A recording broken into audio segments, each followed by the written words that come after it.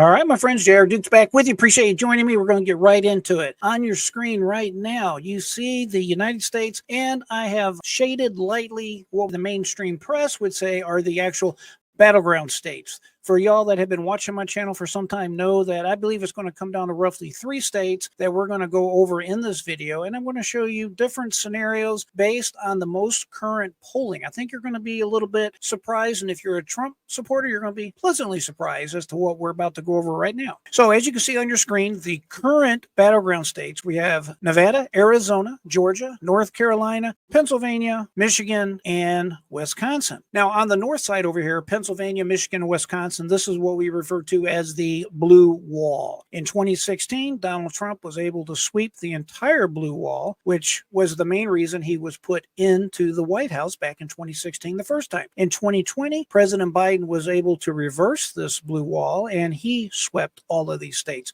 These states are going to be absolutely critical in this year's election. Let's take a quick look at the actual polling that's going on right now. Remember, Donald Trump always underperforms in these polls. Remember back to 2016. At this time, let's just say August 17th of 2020, as you can see on the screen, Biden was ahead 7.7 percentage points. In 2016, Secretary Clinton was ahead 6 entire points as far as the polls were concerned. And we, of course, know that that did not work out for Secretary Clinton very well at all. When we look at these polls, understand that generally the polls that they end up publishing on the main news are either polls that they like, they select them themselves to pretty well hammer home whatever narrative they're trying to sell you, or it's an average of all of the polls. So you got to pay attention to the details. Generally speaking, this Rasmussen report generally seems to be a very good measure of the actual polls. And if you look at this particular 2024 general election, Trump versus Harris chart, you see that this particular poll, the Rasmussen poll, has Donald Trump up 4 entire points. Along with Fox News, they just came out with a poll yesterday, I think the last 48 hours, where Trump is up 1 percentage point. Also, CNBC, the bastion of conservative principles, and of course, I'm definitely being tongue-in-cheek about this, has Donald Trump up 2 points nationally. Kind of interesting, right? When we switch over and we look at the most current polls from the state of Wisconsin, we will notice they have Harris up 1 point, and in another poll, she's up 2 points. Now, that is the most current polling that we have as of right now. A quick check over at the state of Michigan polling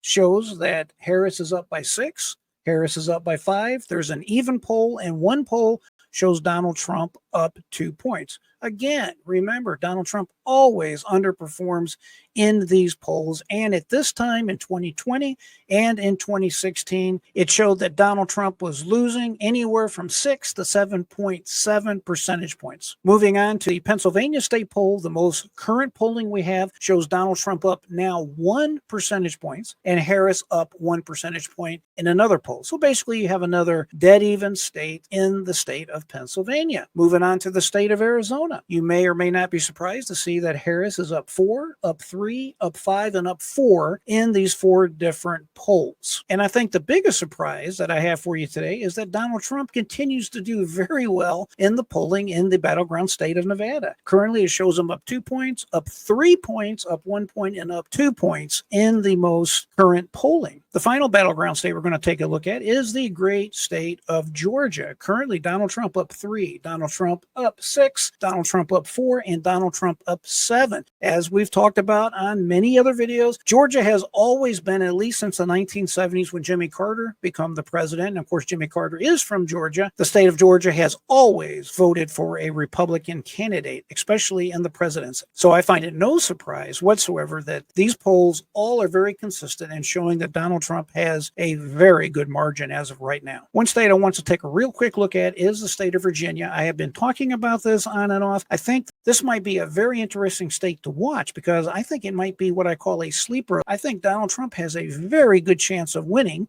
the state of Virginia. Generally, the state of Virginia is a pretty strong state for the Democrats, mainly because a lot of the Democrats that occupy Washington, D.C. simply go right across the border into Virginia, and they've kind of taken over the Virginia politics, the Virginia political scene, if you will. We don't have a lot of fantastic current polls out of Virginia right now, but the most recent polls we have definitely show Donald Trump ahead by 4, by 1. President Biden at the time was up 1. That's how old these polls are. There are no current polling that is what I would consider reliable, but just remember, Donald Trump is doing very well by any objective measure in the state of Virginia. Interesting. Now, back to the battleground map, at least the battlegrounds that the legacy mainstream press would like you to believe. We have Nevada, Arizona, Georgia, North Carolina, Pennsylvania, Michigan, Wisconsin. We just talked about the other states that you see in the dark purple. And if I get the colors wrong, remember I am colorblind, so just kind of keep that as a caveat. We have the states that I can pretty well predict historically and by the current polling will probably go for Kamala Harris, unfortunately. And these states, as you can see, California, Oregon, the state of Washington, these are all very, very historically Democratic type of states. Of course, we have New York. Minnesota is always Democratic. It did not even vote for Ronald Reagan during his re-election campaign in 1984. So let's talk about some interesting and very possible scenarios that are going to happen and play out in this election for 2024. Despite polling in the state of Nevada showing that President Donald Trump should clearly win that state if the election was held right now, we're going to go ahead and take it from a historical perspective, and we're going to say that the Harris team is going to take Nevada. Reversing that, we're going to go ahead and say if you look statistically at the state of Arizona, it has generally been a Republican state, and we're going to mark it as such. The state of Georgia, again, we just took a look at the polling, and the polling is very clear that Donald Trump has taken a very considerable lead in that state. And based on history and just the general trending we're seeing on the polling, we can go ahead and award that to Donald Trump. They have talked often about North Carolina being a battleground state. I just don't see it. It's just my opinion.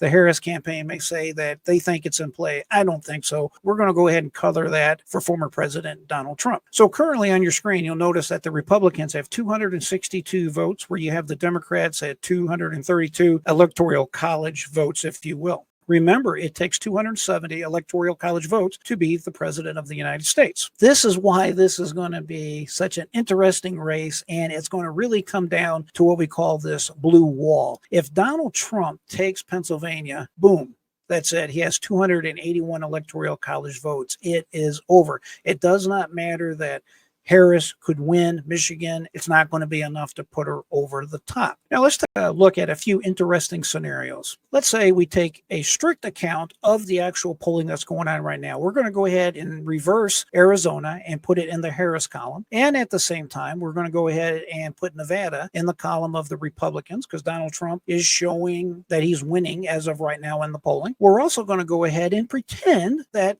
the Kamala Harris team takes the state of Georgia. I don't see that happening, but we're just going to go ahead and take a look at it. And we're going to go ahead and we're going to put Pennsylvania in the column of Donald Trump. At this point, he has 260 Electoral College votes, even if he loses Georgia and Arizona. If Donald Trump is able to simply pick off Michigan or Wisconsin, he's the next president of the United States. We'll go ahead and color that in for effect. Boom. Wisconsin, 270 for the Republicans. Donald Trump would win in that scenario. Now, let's take a look at another interesting possibility. Let's say that the Harris team is able to keep Nevada, actually picks off the state of Arizona. We've colored it in purple right here. And let's just pretend that they win the state of Georgia. I don't think it's going to happen, but let's say that they're able to pick it off. So let's continue. In this particular illustration, let's say that Donald Trump wins Pennsylvania. So Donald Trump has won Pennsylvania in this scenario, and we're going to go ahead and say that he pulls it out and he's able to pick off Michigan. That gives Donald Trump 269 Electoral College votes, and we're going to go ahead and say that Wisconsin is a win for the Harris team. We now have 269 versus 269. Remember, it takes 270 to claim the presidency, so we basically have a tie, but no clear winner. Anybody care to guess what happens in this situation? It goes to the House of Representatives, and they're going to decide who's going to be the next president and vice president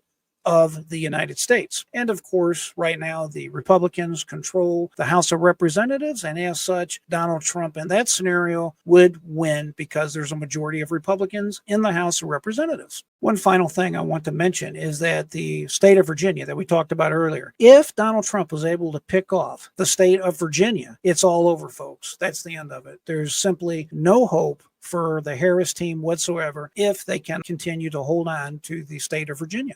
In this particular election, the most important states are going to be this blue wall of Pennsylvania, Michigan, and Wisconsin. If Donald Trump is able to simply pick off Pennsylvania, it's all over. If Donald Trump wins in Michigan, it's all over. If Donald Trump wins in Wisconsin, it's all over. So if I had to be in somebody's shoes versus the other candidate, I would definitely want to be in Donald Trump's shoes because he by far has the most paths to victory in this election for 2024. Remember, Kamala Harris must win Wisconsin, Michigan, and Pennsylvania to become the president. And this map right here illustrates exactly what I've been talking about. And even if by some strange miracle of some sort, it ended up in a tie, Donald Trump has that edge also. So when you hear the mainstream legacy media talk about how Donald Trump is really struggling and really falling behind, don't believe it because you know better. What do you think about this video? Do you agree or disagree with me? Let me know what you think. Please put in the comments below. I try to respond to each and every comment. If you subscribe to the channel, I guarantee I get to your comment personally, and I will personally respond. If you're still with me, my friends, please take a minute, hit the thumbs up button, subscribe to the channel. It helps the algorithm. It helps push this message out to all of our indoctrinated friends. This year, we have to have uncomfortable conversations with our family members, with our friends, with whomever. This election is extremely consequential, and we cannot afford to lose this election. There are definitely two very different visions for our country, and we cannot allow Kamala Harris and her team just to float through without answering questions and without people understanding exactly what they stand for and exactly what the repercussions will be for our country. I definitely appreciate you being with me today. It's always a pleasure to have a minute to chat with each and every one of you. I always like to say, my friends, keep that mind free, never give up. Until next time, I am J.R. Dukes.